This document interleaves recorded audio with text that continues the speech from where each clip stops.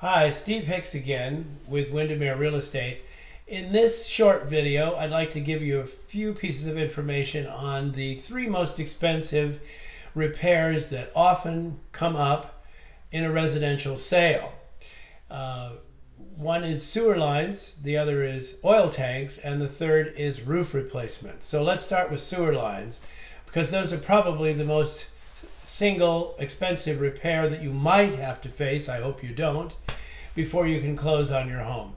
As most of you know, most of the houses on Queen Anne are 95 to 110 years old, or some are even older than that.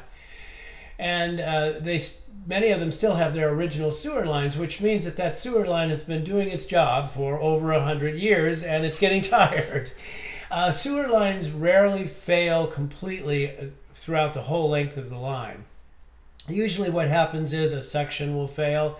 What we call a belly might develop, which is a swale in a section of the line where that line has settled due to usually erosion that is not supporting it as much as the other parts of the line. And so water pools in that one bellied section, and that makes it hard for the gray water, which is the polite way of what we call sewer water, makes it hard for it to go through the line. And sometimes it clogs. Bellies are okay to live with until they get so much lower than the regular part of the line that it restricts the flow through the next section, and then you have a problem. You need to excavate and replace that section. So one thing I would recommend before you go on the market is to definitely pay to have a sewer scope done, which runs anywhere between $200 and $250. And what that does is it sends a camera down the line. Hopefully it gets all the way to the sewer main, because that means you probably don't have a serious problem. You may have root intrusion, but if the camera is able to get all the way to the main, then you're probably going to be okay. And that will tell you, that scope will tell you what condition the line is in, what it's made of, how long it goes before it goes into the sewer line, if there's root intrusions or separations between the sections. Depending on the severity of a problem that you might have, root intrusion is pretty simple to fix, maybe $300 or $400.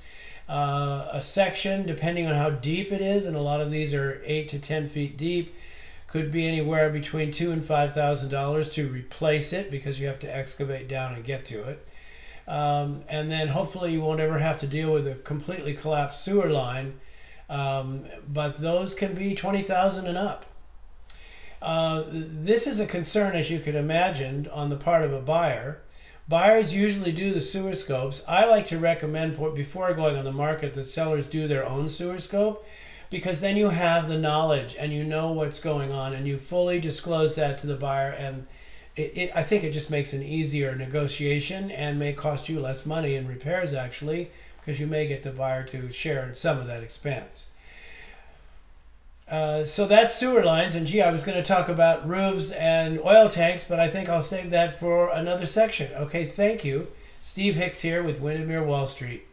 Please look at well, you're already on my website, aren't you? Thanks.